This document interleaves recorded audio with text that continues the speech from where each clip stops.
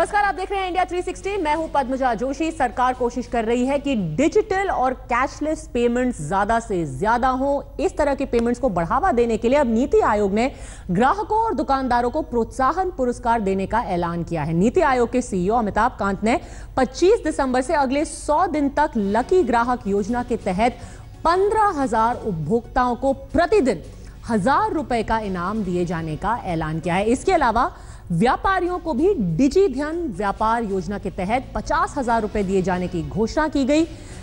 Digital payment करने वाले दुकानदारों को भी एक सप्ताह में 7,000 अवार्ड दिए जाएंगे। यानी कि 14 अप्रैल 2017 को 3 मेगा ड्रॉ होंगे और इसमें पहला इनाम 1 करोड़ रुपए का है।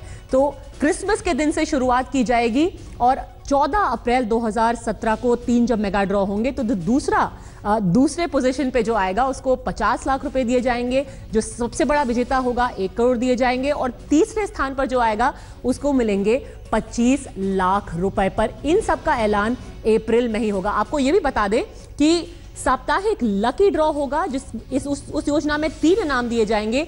7,000 कारोबारियों के नाम उसमें निकाले जाएंगे। 7,000 कारोबारियों को इनाम मिलेगा। इसमें जो पहला इनाम है ये 50,000 रुपए का है और हर सप्ताह ऐसे नाम निकाले जाएंगे। जो इसमें तीसरे स्थान पर होगा उसको मिलेंगे 2,500 रुपए। तो ग्राहकों के लिए भी बोनांजा है, ग्राहकों को भी बोनस मिलेगा और जो व्यापारी डिजिटल पेमेंट्स लेंगे उनको भी बोनस मिलेगा। यानी कि लकी ड्रॉ का सबसे बड़ा फायदा आखिर किसको होगा?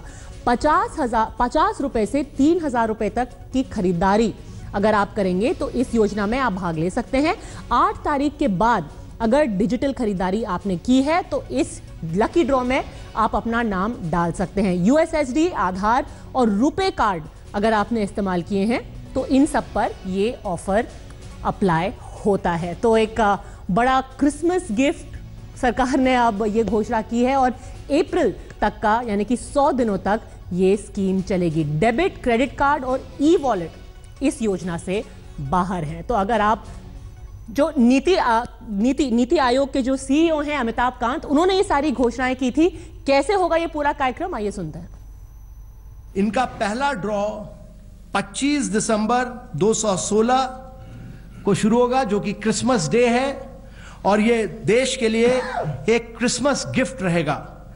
और 25 दिसंबर 2016 क्रिसमस दिवस से शुरू होकर ये 2017 14 अप्रैल को पहला इसका जो फेज है वो 14 अप्रैल 2017 तक चलेगा और इसका मेगा ड्रॉ बाबा साहेब अंबेडकर जयंती को जो कि 14 अप्रैल 2017 को है उस दिन इसका मेगा ड्रॉ किया जाएगा। तो सरकार यहां पर सैंटा बन गई है। आगे बढ़ते हैं। नोटबंदी के बाद काले धन को सफेद करने वालों के खिलाफ जारी धरपकड़ में एक बार फिर एक्सिस बैंक निशाने पर आया है। आज दिल्ली के कनॉट प्लेस स्थित एक्सिस बैंक की शाखा में छापा पड़ा। इससे पहले नोएडा के इसी बैंक की एक शाखा से आयकर सर्वे में कई चौंकाने वाले खुलासे हुए। सबसे बड़ा खुलासा यह है कि एक जूलर को लेकर के जो सामने तथ्य आए हैं, कितने करोड़ रुपए की कमाई सिर्फ कुछ ही दिनों में इस जूलर ने की।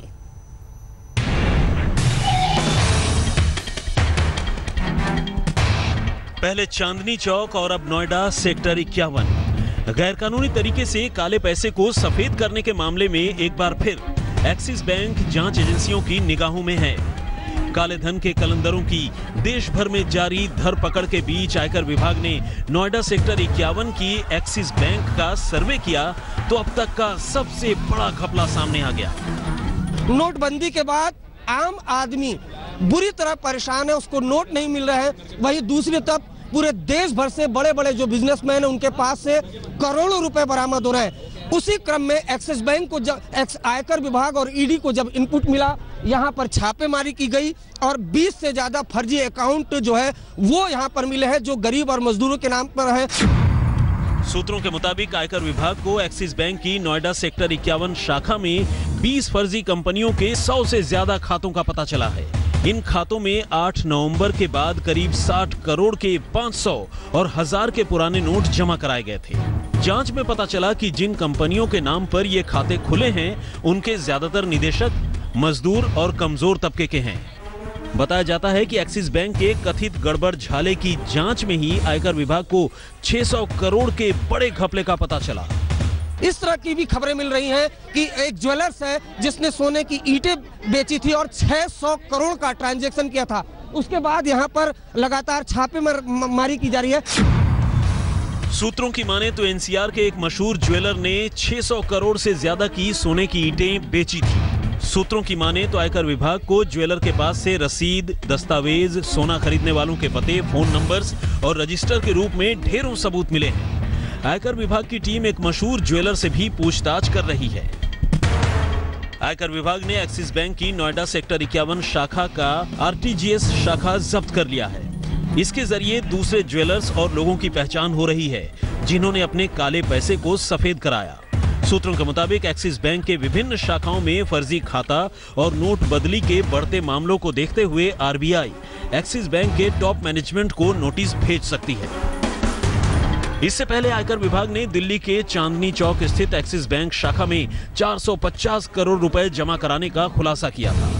गौरतलब है कि नोटबंदी के बाद एक्सिस बैंक गैरकानूनी गतिविधियों में आरोपी पाए गए अपने 19 अधिकारियों को सस्पेंड कर चुका है। बैंकों के भीतर काले पैसे को गुलाबी करने का खुलासा पुणे में भी हुआ है। यहाँ बैंक ऑफ महाराष्ट्र के 15 लॉकर पर आयकर का छापा पड़ा। तस्वीरों में आप देख सकते हैं कि 2000 के गुलाबी नोटों की गड्डियां मशीन में डाली जा रही हैं और दनादन गिनती बढ़ती जा रही है। नोटों की गिनती अब तक 10.5 करोड़ पार कर चुकी है। बताया जा रहा है कि जब एक शख्स बार बार लॉकर का इस्तेमाल कर रहा था तभी अधिकारियों को उस पर शक हुआ। पुणे से पंकज खेलकर के साथ अरविंद ओझा और शिवेंद्र श्रीवास्तव, नोएडा, आज तक।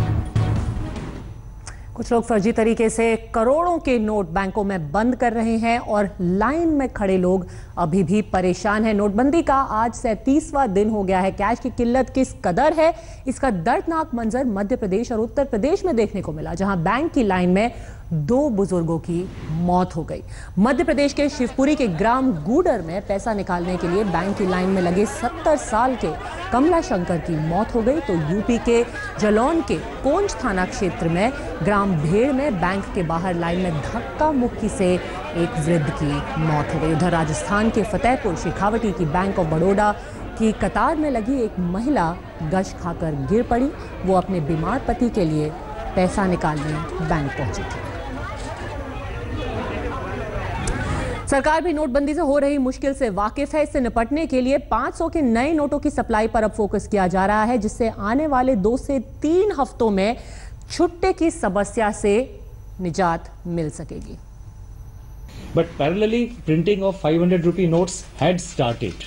It's not as if they had not started. Parallelly, the printing of 500 rupee notes had started, and as we went by, the more and more production lines have now been diverted for printing 500 rupee notes, because there is we have enough number of 2000 rupee notes which have already been supplied, and there is enough number of stock which is available.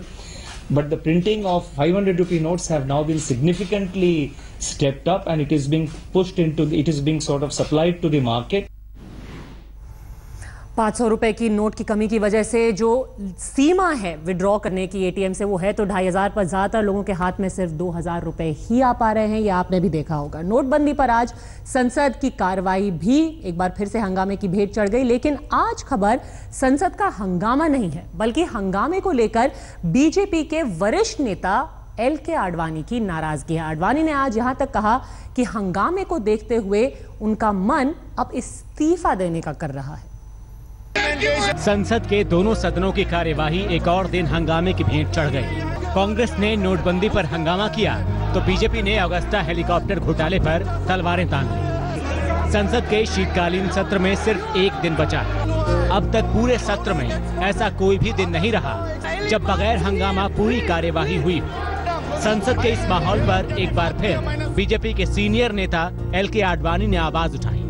Trinamool Congress के सांसद इदरीश अली के मुताबिक आडवाणी ने कहा कि सोचता हूं कि इस्तीफा दे दूं। देखिए, पहले हम उनको पूछा सर आपका तबीयत कैसा है, तो उन्होंने कहा मेरा तबीयत तो ठीक है लेकिन पार्लियामेंट का तबीयत सही नहीं है।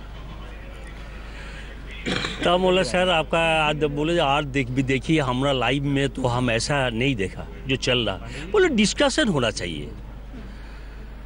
उसके बाद हम पूछा गया अटल जी कैसे हैं, बोले अटल जी का तबीयत उनका भी ठीक नहीं है, लेकिन अटल जी रहने से भी हमसे भी दुखी होते हैं।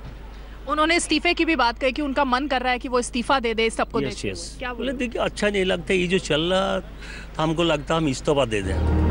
गौरतलब है कि इससे पहले आडवाणी ने संसद में कामकाज न हो पाने पर विपक्ष के साथ सत्ता पक्ष को भी फटकार लगाई थी। आडवाणी के इस गुस्से को कांग्रेस भुनाने की कोशिश कर रही है। राहुल गांधी ने ट्वीट किया, अपनी पार्टी के भीतर लोकतांत्रिक मूल्यों के खातिर लड़ने के लिए धन्यवाद आडवाणी जी।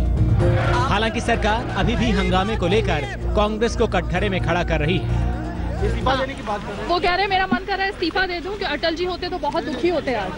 नहीं, सब लोग दुखी है, हम सब लोग दुखी है। जिस तरह पार्लियामेंट को नहीं चलने दे रहे, इसको लेकर पूरा देशवासी दुखी है, हम भी दुखी है। करे क्या, कुछ लोगों ने जानबूझकर लगातार सदन को नहीं चलने दे रहे, पूरा देश देख रहे, कौन शुरू से ही बहस नहीं होने दिया, ये सबको मालूम है। आडवाणी जी सीनियर होने के नाते, वरिष्ठ होने के नाते स्वाभाविक रूप में दुखी होता है। दिल्ली से रीमा पाराशर के साथ आज तक ब्यूरो। आज लगातार दूसरे दिन आज तक के खुलासे की गूंज संसद में सुनाई दी। आज तक ने अगुस्टा वेस्टलैंड हेलीकॉप्टर घोटाले में बिचौलिए क्रिश्चियन मिशेल की डायरी के हवाले से घूसखोरी का खुलासा किया था। इसे संसद के दोनों सदनों में बीजेपी ने आज उठाया।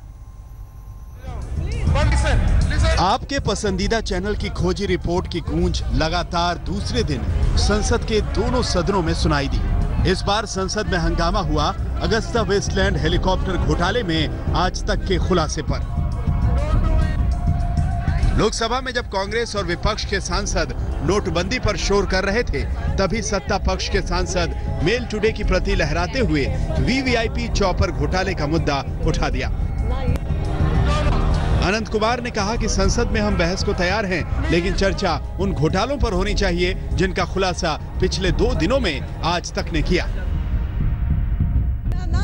आज तक की अगस्ता से जुड़ी जिस डायरी और खुलासे को लेकर हंगामा हुआ, उसे आप भी देखिए। ये डायरी है चॉपर डील में बिचौलिया रहे क्रिश्चियन मिशेल की। इसके मुताबिक अगस्ता से जुड़ी फाइल पास कराने के लिए बड़ी रकम अलग अलग स्तर पर रिश्वत के तौर पर दी गई। इसमें जिस सबसे बड़ी रकम का जिक्र है वो करीब 1 करोड़ 60 लाख यूरो है, जो एक रसूखदार सियासी परिवार को दी गई। वहीं एक कोड वर्ड एपी का जिक्र है, जिसे 30 लाख यूरो की रिश्वत दी गई। डायरी की माने तो वायुसेना के 4 अधिकारियों को 60 लाख यूरो, रक्षा मंत्रालय के 6 अफसरों को 84 लाख यूरो घूस दिए गए।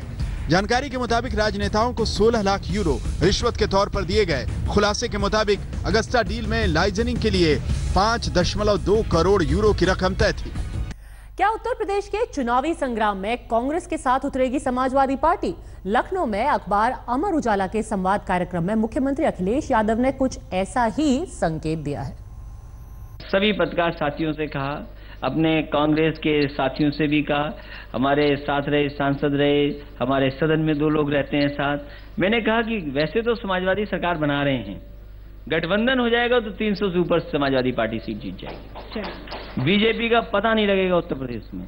चाचा साथ न हो, अंकल साथ न हो,